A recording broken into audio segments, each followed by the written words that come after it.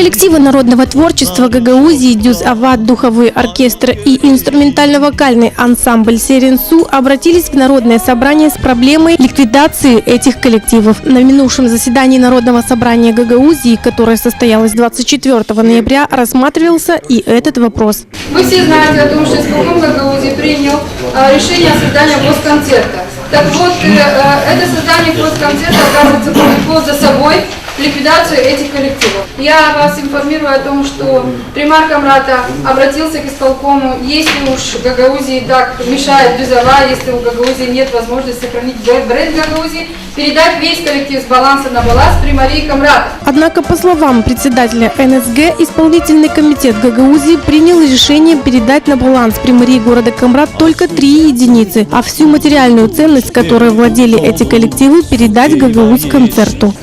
Никому не позволительно, ни Народному собранию, ни исполкому, ни конкретному Иванову-Петрову трогать наследие гагаузов.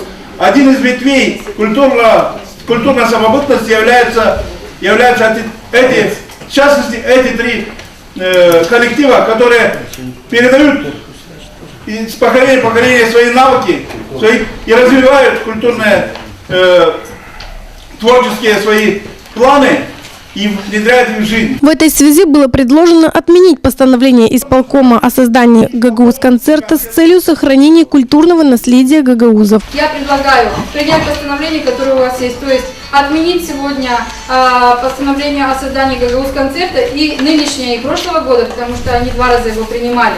Не потому что мы не хотим.